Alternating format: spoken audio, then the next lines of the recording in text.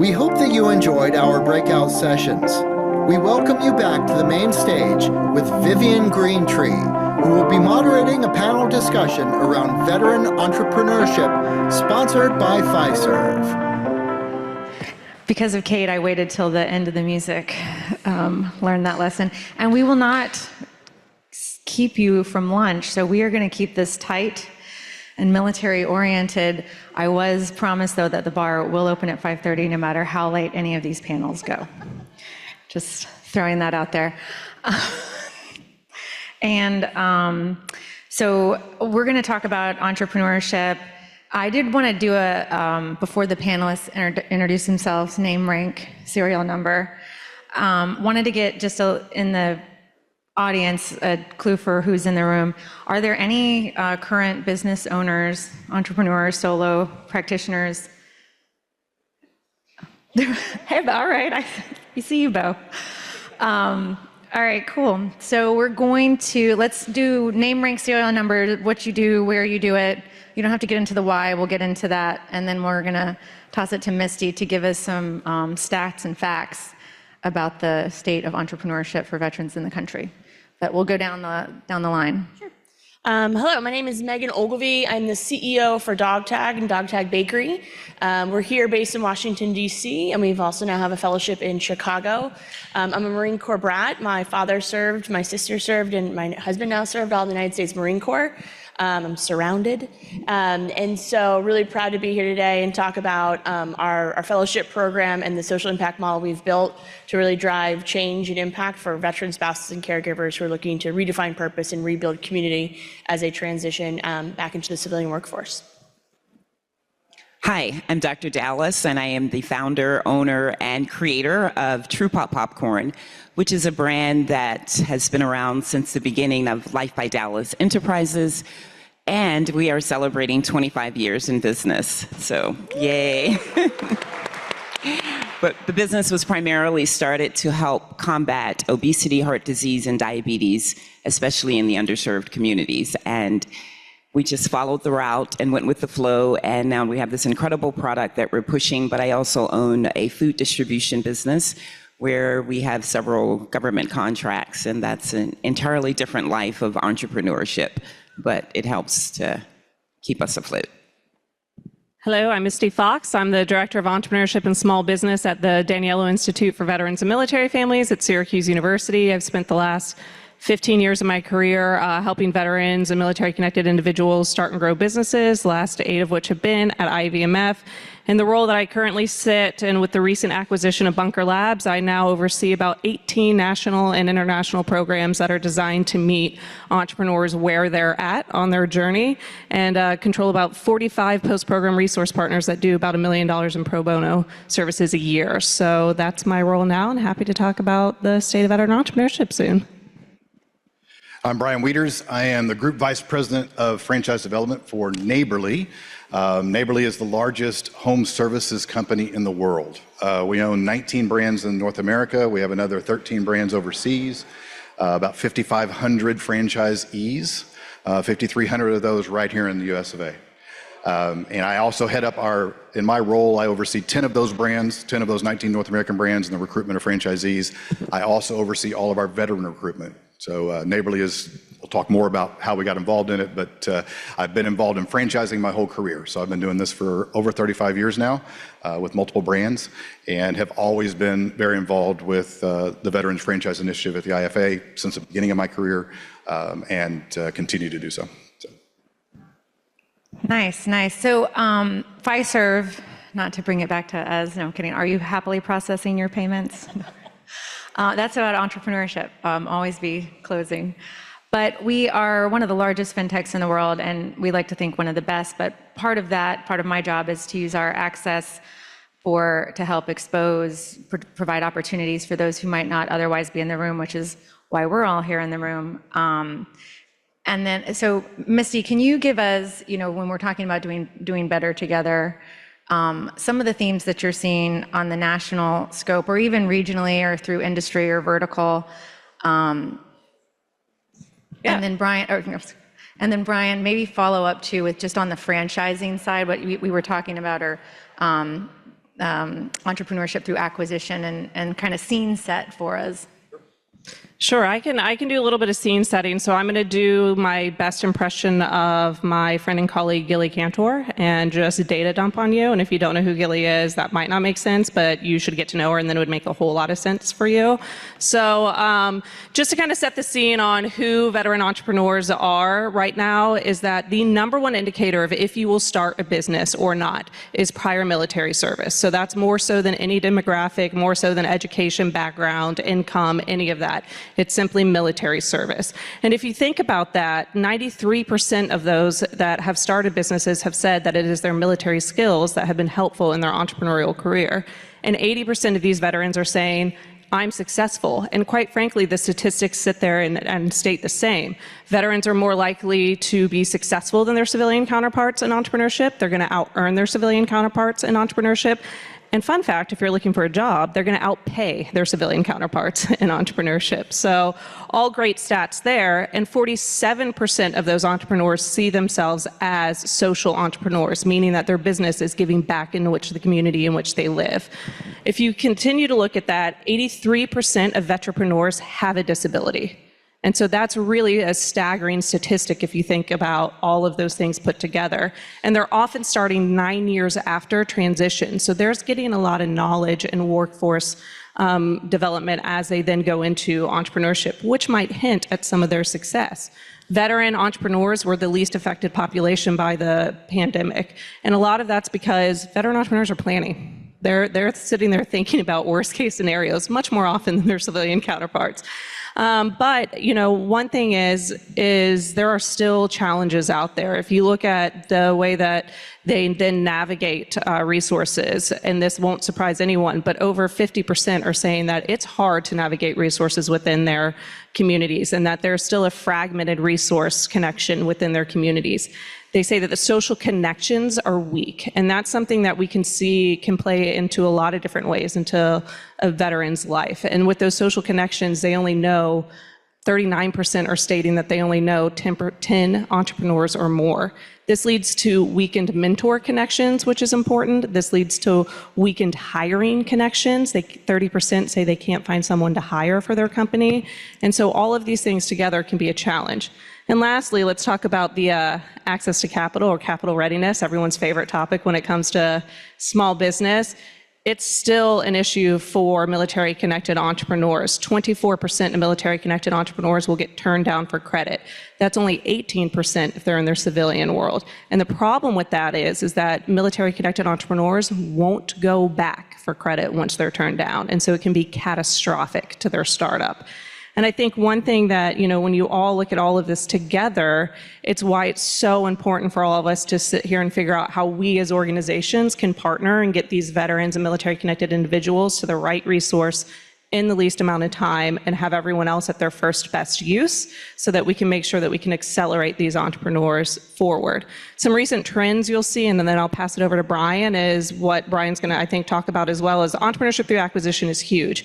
You're seeing a lot of retiring military-connected entrepreneurs, and their success in business is related to their certification or their identity as an SCDSOB or a woman-owned business or a minority-owned business. And so looking for people to then take over their company is paramount, because this is what is employing 50% of the US workforce are these small businesses. And so being able to figure out how to make sure that these companies can continue are huge. And guess what? It's not their kids that want to take over these businesses. It's other folks that want to take over these businesses. So being able to connect resources, have folks that can actually get into the right program, because only 44% of veterans are aware of the programming that exists for entrepreneurs. That's a staggering statistic when you think about how paramount it is for the small business economy to be aware of and be able to lean into these resources as well.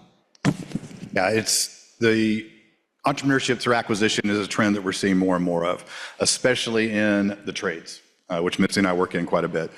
So plumbers, electricians, the handymen, the trades, that we see a lot of that. And what we're happening is that the kids are not interested in taking over the business, so they're having to sell the business. If it's a franchise brand, like some of the Neighborly brands, there's a little bit more value there because it's not attached to them necessarily, but the license is. right? So it's helpful for them to be able to sell to somebody, and they'd like to sell. Our veteran franchisees want to sell to other veterans. That's who they want to find to take over these businesses. And we do now, last year, just from a numbers standpoint, we had 600 new franchisees join the Neighborly system. 200 of those were through acquisition. They bought an existing business, and fully 20% of those were veterans that did that. So it's a much higher percentage than the regular population, right? So right now, veterans own, or 14% of small businesses are owned by veterans, whereas 7% are owned by the civilians are gonna buy a business. So they're much more attuned to it. And using, I think what my role and what I try to take on is just education. It's just letting veterans know as they transition or as looking for that next career after they've already transitioned. He said they spent 9 or 10 years in the corporate world, but now want to do something on their own, is educating them on these opportunities. Because it's not as, difficult is not the word, because there is some difficulties in it, but it's not as overwhelming as many think, right?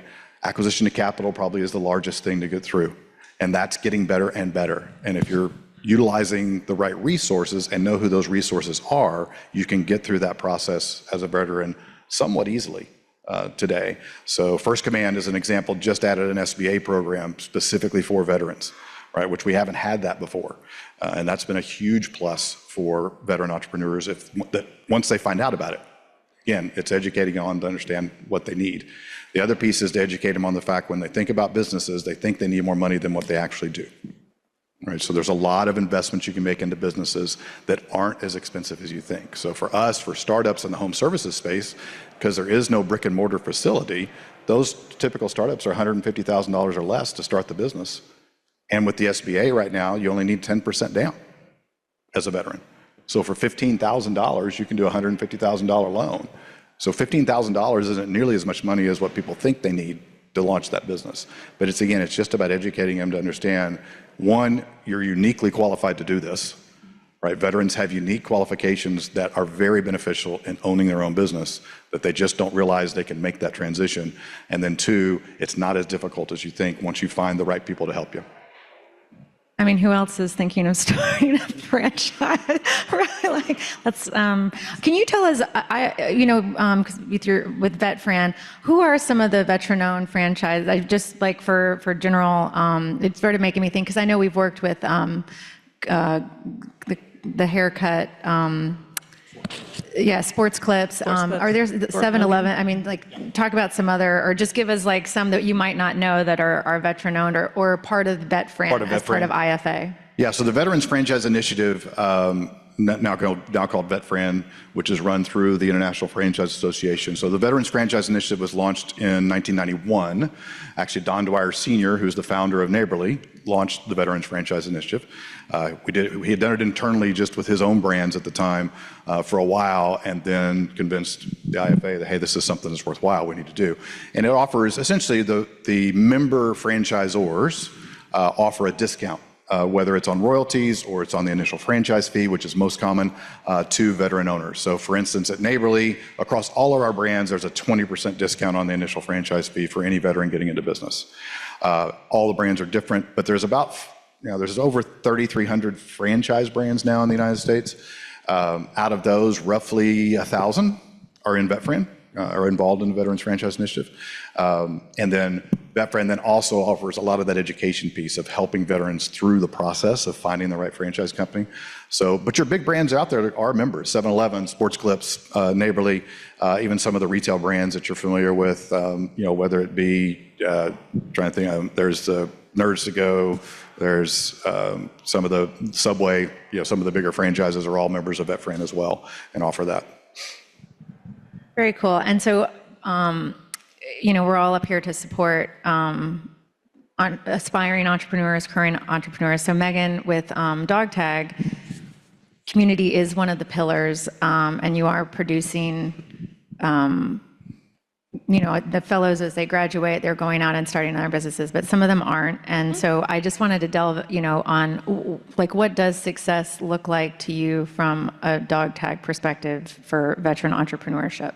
Sure, we really talk about this kind of entrepreneurial mindset, right? It's about problem solving. It's finding solutions faster, more efficient, right? I mean, the world out there, you don't have to go out there and buy, build widgets everywhere. You can just build the best doorstop, and everyone loves that doorstop, and then they're gonna use that doorstop, right? So the simplicity of it for us is allowing some space to also redefine yourself, to we build this resilience that's so effective, but at one point in time, it's no longer serving us. So our fellows come into a 5-month fellowship. They earn a certificate of business administration from Georgetown or Loyola. They use our bakery as this living business school. So they literally develop a product with our chefs, our catering team, our marketing and comms, and our finance team to then pitch a product to us, right? So it's real life getting back into the workforce, working in small teams, having to present an idea, and we decide whether we're gonna actually use it in the bakery or not, right? That's real life experience, and recognizing going into, and Dr. Dallas will speak to this, I'm sure very efficiently, like going into business is scary, right? And not everyone, you have to have the passion, the dedication, and really believe in it. And part of our fellowship program is really understanding, do you want that, right? And how do you start, after you've been in the world of the military, which is so black and white and so efficient, now you're entering the world of gray.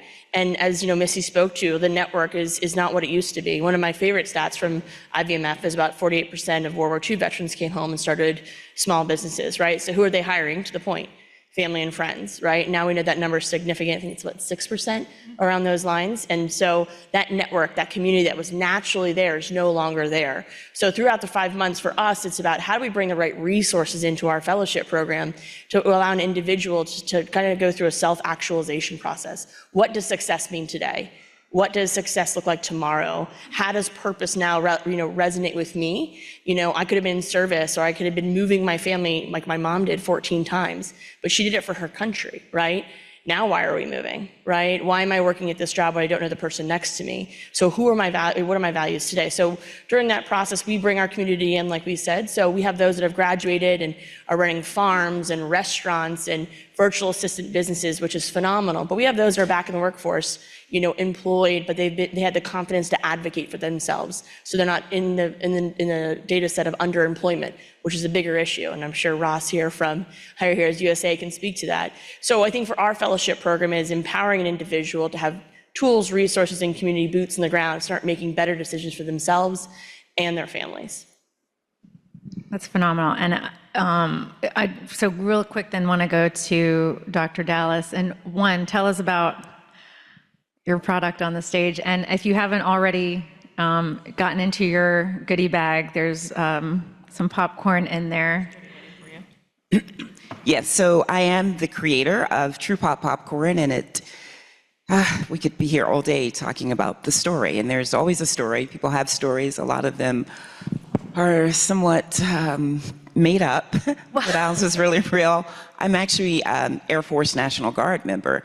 And after being a professional in corporate America as a civil engineer, I designed so many of the buildings in DC, and I went on assignment in Korea for 45 days, ended up being there 229 days. I'm talking fast because just fast, long story fast. I ended up getting tuberculosis. I was deathly sick for about 6 months and met some people, talked to some people. I went to a math science high school. I came up with a natural regimen. And in 6 days, I was better than I was the 6 months that I was sick. And at that time, the 32 years I had been living, so convincingly so, and living in a community or dealing with people in underserved communities, that obesity, heart disease, and diabetes, literally wiping them out in 1999. I was like, wow, everybody could do this. And we could literally change the health paradigm of America by putting people on this 6-day green drink that I had developed with fresh garlic, cucumbers, celery. Yeah, something you're really excited about. And no one wanted to do it. What was surprising is they didn't even try it. It's not like they said, you know what? I did that for 2 days. It wasn't working for me. It was just like, thumbs down. I don't want to do a liquid diet to change the trajectory of my health and my life. And so Business 101, regardless of whether or not you have a plan and an idea, listen to your potential customers. And so what were they saying? I just have to be chewing on something. 9 out of 10 Americans snack 2.5 times a day. If you're snacking on foods that are processed and not good for you, then guess what? You're going to have obesity, heart disease, and diabetes. So we can't completely wipe that out. Did you know that Dallas, my name is Dr. Dallas, Dallas spelled backwards is salad, with an extra L, love leafy greens, and if I could get everybody to eat a salad every day, we would wipe out the health crises in America. But there is a close correlation between what you eat and health and disease. And so we created what you guys wanted, something to be chewing on, something to snack on, that's better for you. How do we like our popcorn? Buttery and cheesy. That's gonna kill you. So we use olive oil to make it taste like it has butter on it. The nutritional yeast gives it a cheesy flavor without adding the bad stuff. And then a combination of herbs with medicinal properties associated with it. And who would have ever thought that 45 days after creating this in my kitchen, we would be in 65 Whole Food stores? And it went on and it went on and it went on. And you have to decide in life, what do you want to do? What's your real goal? Where do you want to be in 5 years? We had our own manufacturing facility for 8 years. In that period, I decided I don't want to be in charge of adults. So I started another business, food distribution on the side, to get the government contracts to be able to fund this dream, which was not going to pay the bills the way that I was going about it, because I didn't have funding.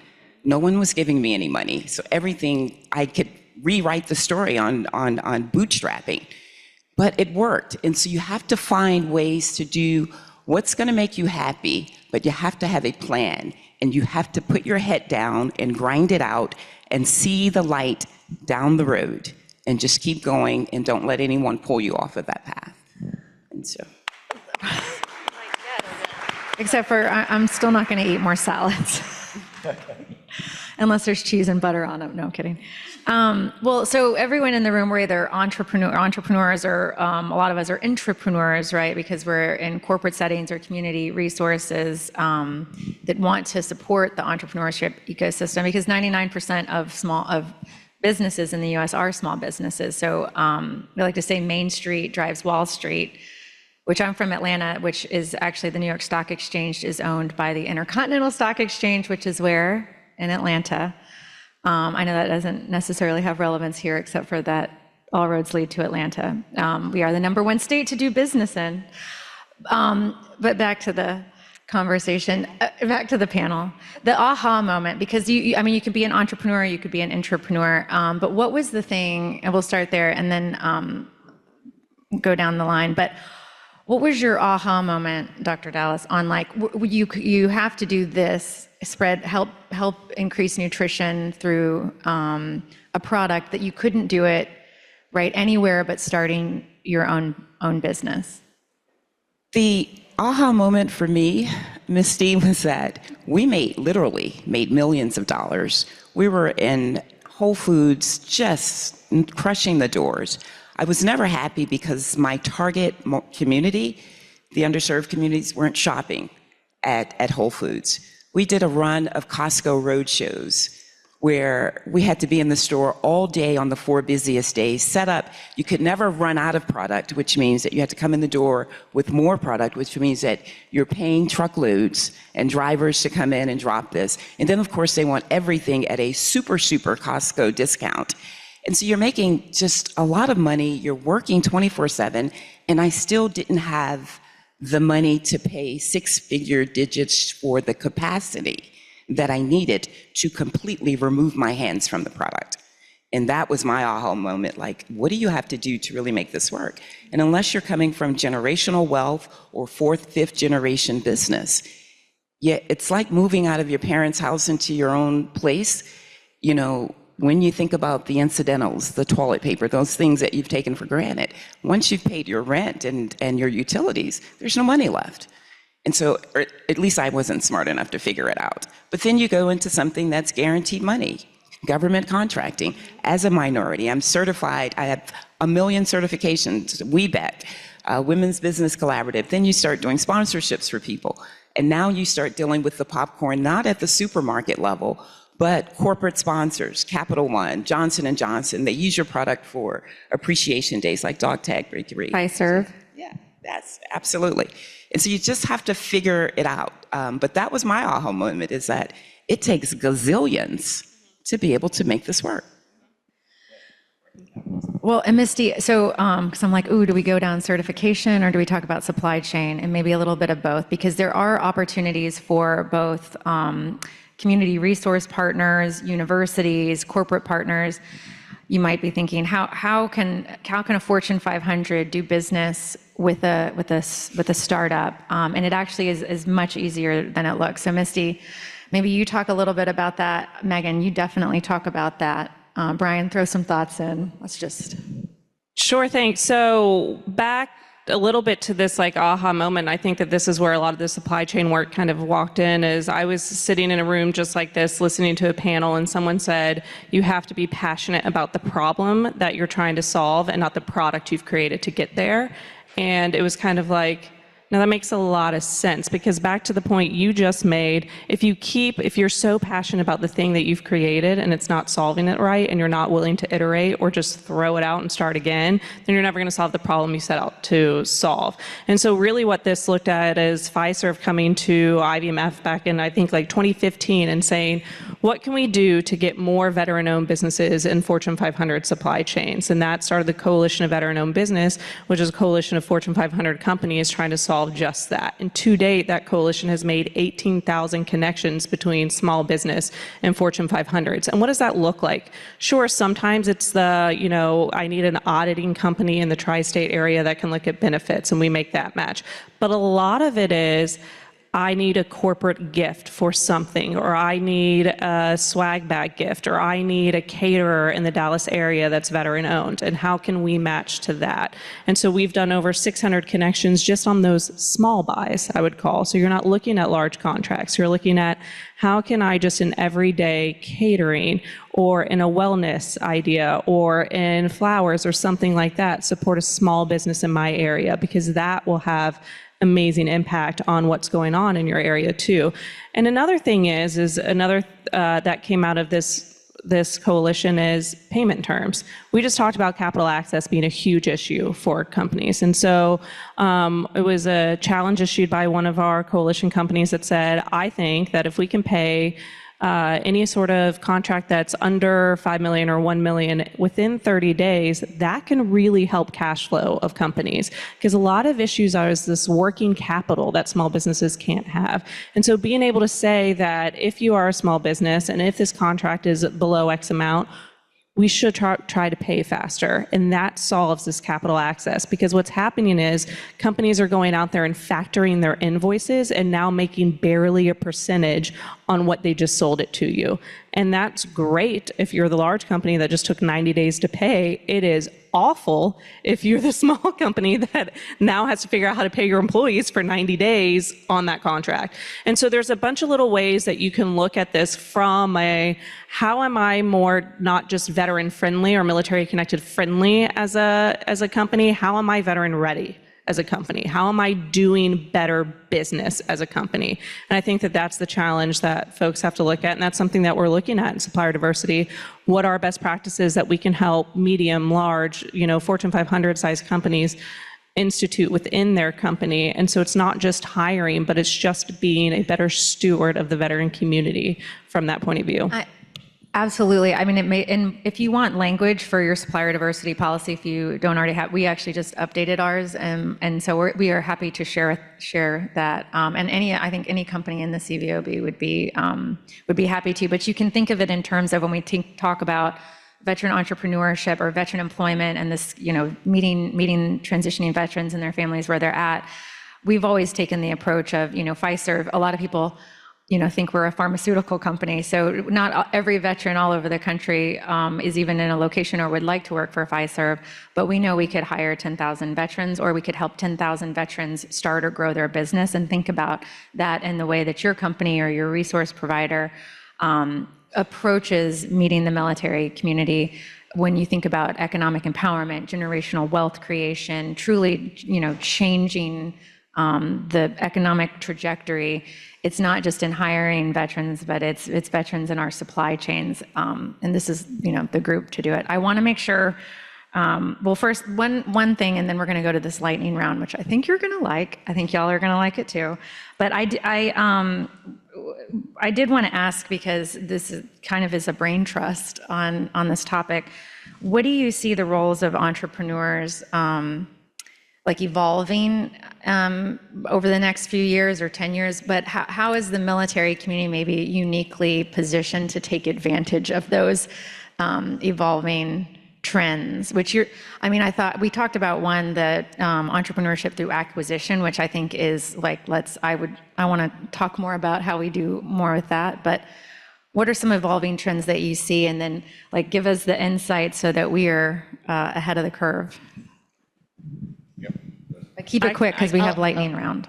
Oh, go ahead. Super fast. So aging population, that's one thing that we're talking about through entrepreneurship through acquisition. So any company that's starting around that aging population is going to be huge. Let's be honest, there's more natural disasters than we've seen in a long time. So there's a lot of companies now that are trying to figure out, A, how do we mitigate those natural disasters?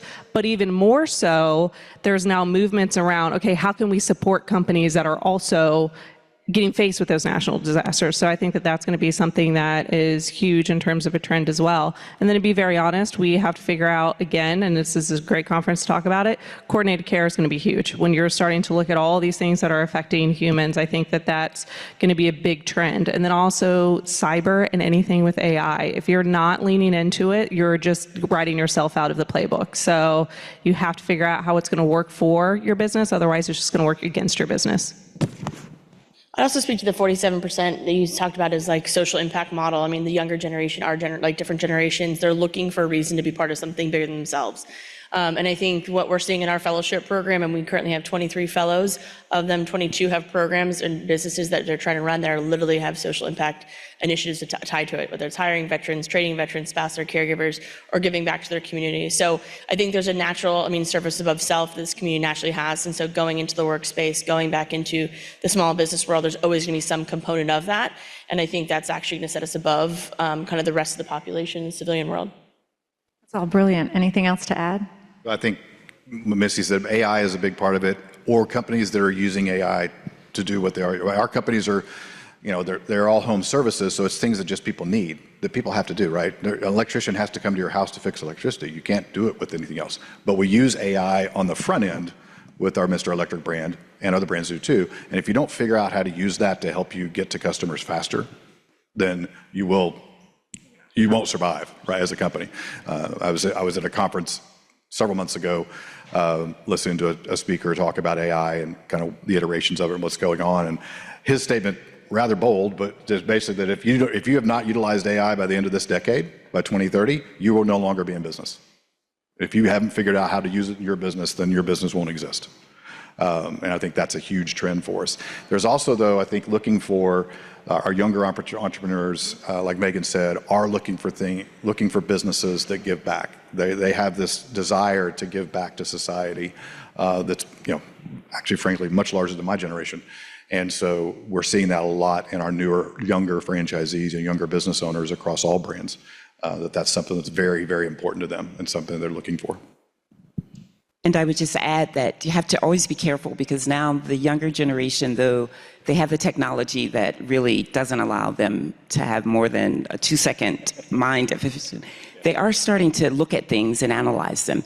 And any company, anybody that is not considering holistic care, getting that balance between the mind, the body, and the spirit, you're kidding yourselves, because it is killing people. And what you have are younger entrepreneurs. I'm 60. Everyone that's in business with me, you're either caring for an elderly parent or you're caring for a child that's run into diabetes. Childhood obesity are huge. And what does that cause? It causes stress.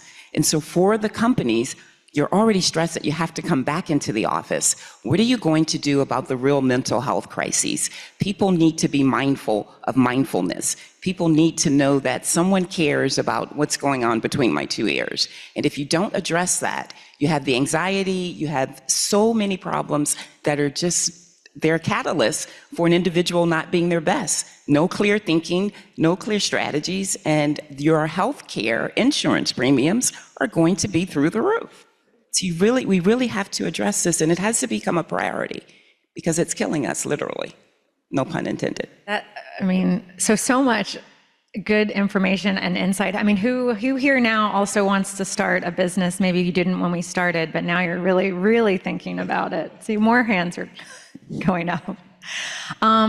So we're going to, we'll clap, but but I do want to do this lightning round to better know the experts with some military background. So very rapidly, one down the line to keep on time so everyone gets lunch. What show or movie best, we'll start Megan, go down. What show or movie best captures your entrepreneurship journey or your support of entrepreneurs? My own journey, maybe The Hangover. Like best of intentions, find your wolf pack.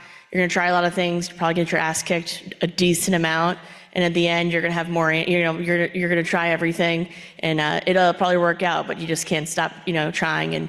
But Dr. Dallas said, it's gonna be hard, and you gotta be driven. So, and you're gonna have fun along the way. Is the truth. And end up on a rooftop in Vegas, apparently. I mean, if you do it right. All right, Dr. D, what show or movie best captures your entrepreneurship journey? I would say Run, Forrest Gump. In the movie, I used to love that piece where the girl's like, run, Forrest, run. And that's business life. You just got to run. It's like a box of chocolates. You don't know what you're going to get.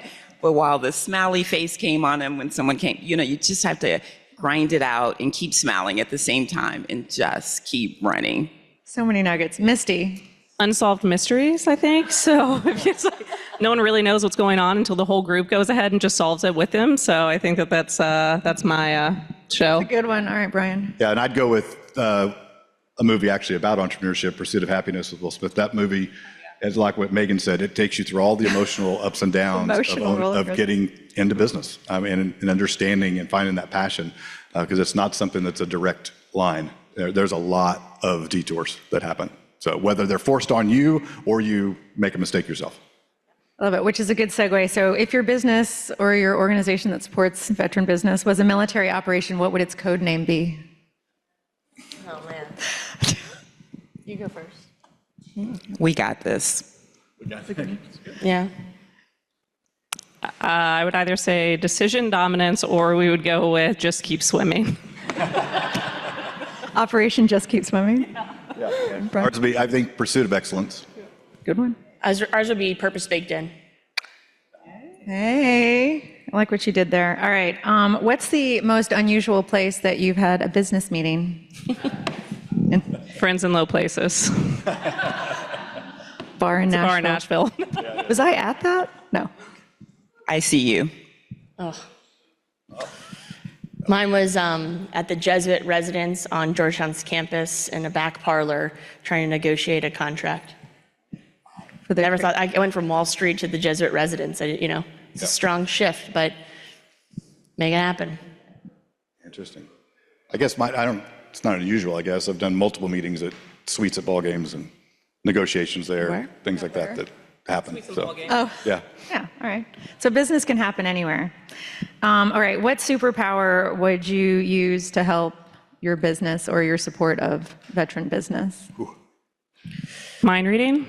Yeah, I was going to say prophecy was mine. That would be the superpower I'd want. So.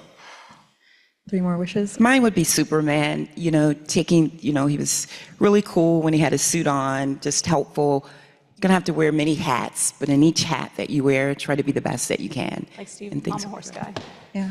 I don't know, like the superhero, like it's like, like Buddha or something, but like wellness just being infused into this process, because it's one of the hardest parts about entrepreneurship is just the care that you need to figure out for yourself, and how do you fill your cup back up, because we're constantly pouring from it. And if you don't fill it back up, you're just going to pour from an empty cup and then stop. So, like what, I think it would just be like almost during that journey, what are Dog Tag's really fortunate. We work with Wounded Warrior Project. We have a direct service with them. And so anyone that goes through our program, we can immediately refer to them. And our fellows, whether it's personal and professional, they have that opportunity to work with a professional. So I just wish, like in this entrepreneurial journey for all, there would be continuously those opportunities, because it's a lonely drive if you go alone. And we have this, it's an African proverb, if you want to go fast, go alone. If you want to go far, go together. And so kind of figuring that out is really the key part of, I think, anyone's being successful, is that you're not going to be, you can't do it alone, and you shouldn't. And you need the resources to do it well. That's a good superpower. But none of y'all said Midas touch, which would just immediately give you more money. Minus touch. The thoughtful. All right, and last one.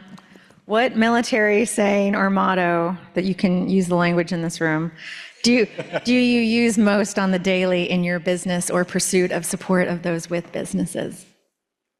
Whiskey Tango Foxtrot. Yup. Like Snafu. I don't know if we don't have military terms, obviously, in our business as much, but one of the things we do talk about a lot when I try to verbalize what's so different about my veteran franchisees, veteran franchise owners versus my other owners, because across all of our brands, fully 60% or so of our top performers in each brand will be veterans. It's just inevitable, is that they have grit. They just have this ability to adapt and overcome, and they'll do whatever it takes to be successful. They just don't stop. Yeah, I think ours is like boots on the ground, right? Just constantly like boots on the ground. What are we doing? Boots on the like here are resources, boots on the ground to navigate the next thing. So it just kind of it kind of brings everyone grounded and make sure it's applicable, it's attainable, it's utilized. Love it. I thought somebody was going to say embrace the suck, but pain is weakness leaving the body. These are great. We will keep you on time. We will not keep you from your lunch. I would just say with military precision, thank you all for what you do every day. And I hope let's get like a raise of hands do you know something now that you didn't know when this panel started? That was really what we set out to do. And I'm raising my hand too. So yeah. All right. Let's clap for ourselves.